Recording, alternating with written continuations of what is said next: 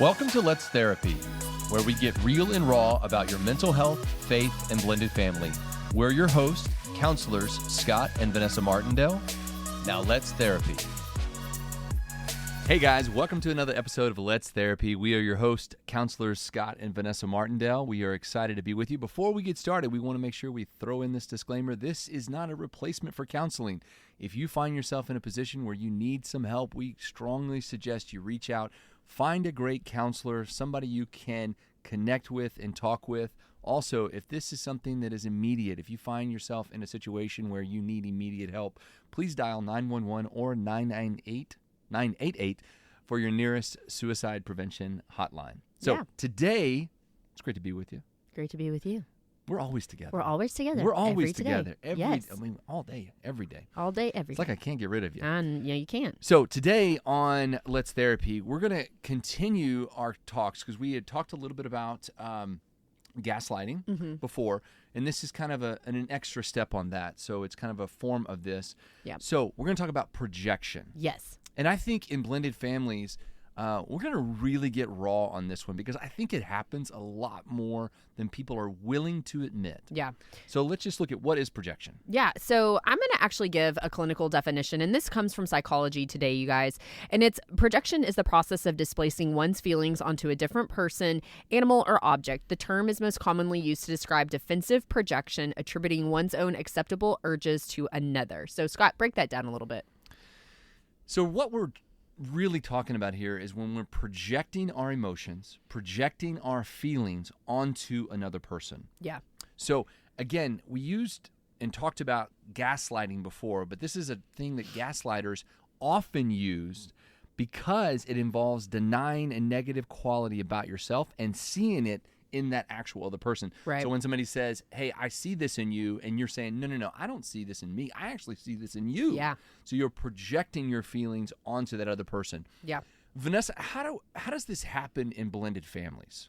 Yeah, I think the most common case that you would see with this would probably be the children projecting onto the parents. And this can even happen in your marriage relationship as well, or even you to the children. But an example of this in a blended family would be that maybe when mom and stepdad get married, the kiddos then take out their frustrations or their anger or pain on, say, the stepdad, because stepdad reminds them of dad who maybe verbally abused mom or verbally abused them, things like that. It can be somebody that reminds you of someone that maybe has done something bad to you or harmed you in a way.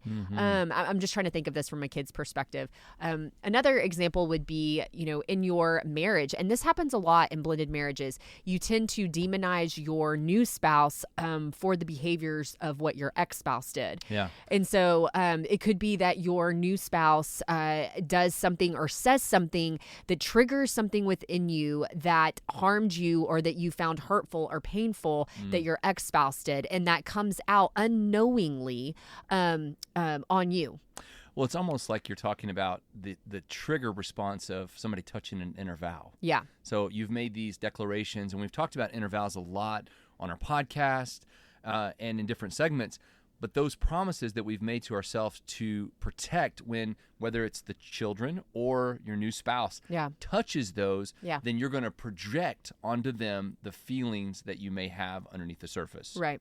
So we also see this, I think, a little bit more clearly in sometimes projecting even onto our children the hatred or the fear or the pain that the divorce caused you. Yeah. So the one thing about children in blended families is it's the constant connector to a relationship or a marriage that ended in a painful situation. So if your child is reminding you or touching the nerves, or let's just say they say something positive about the other parent and that touches your nerve. Yeah. It's like, listen, I'm just trying to think of an example of, oh, well, mom took me to this situation this weekend and we had such a great time. Well, in your mind, you may be thinking, well, they were never involved when we were married, which is why we divorced. Right. So you may say something or project that the anger that it makes you feel onto your child, and they may look at it like,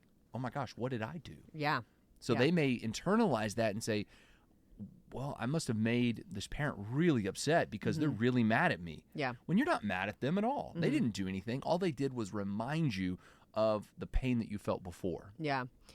Yeah. So what are, and everybody experiences this in families. In counseling, this happens a lot, you guys. We'll see clients where you start seeing people that are getting really riled up or getting really frustrated, and you're wondering where that's coming from. So what are some techniques or maybe tools, so to speak, Scott, that we can implement when we see these reactions starting to come out, when we are understanding or knowing that somebody is projecting on us? What measures can we do to kind of de-escalate that? Yeah. So let's go through a few steps. So one, you're going to avoid taking on their emotion. So how do we do this? One, we acknowledge their feelings. Yeah. So we acknowledge that, hey, I can see that this upsets you, and let that person know that you understand that they're feeling upset or frustrated.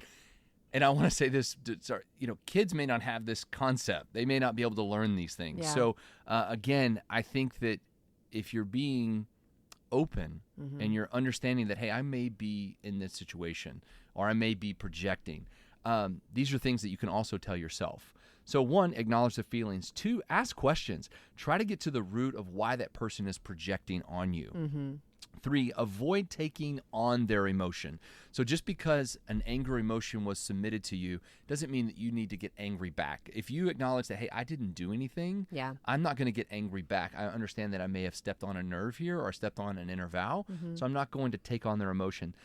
Four is you start to set boundaries. Yeah. You start to set boundaries to say, hey, listen, I'm going to have these comments, or I may say something here, but you don't have the right to be angry with me because of the way I feel about it.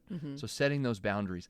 And the last one is offer support. Yeah. So offer to help them find a counselor. Offer to, and this may be in the case if your child is projecting on you, or maybe you have a friend or somebody close to your family that's projecting on you. So offer to get support.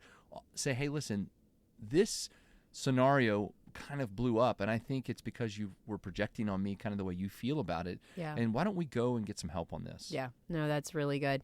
Yeah. And I think, from just the spiritual perspective of it, there's always a root to where these things come from. So anytime you're seeing an abnormal reaction or an explosive reaction, and you have the self-awareness to understand that, hey, this person is projecting on me, like you said, offer support, Scott, and maybe just sitting with them, praying together, but also just asking the Lord, where is this coming from? What is within me or within them that is causing this reaction?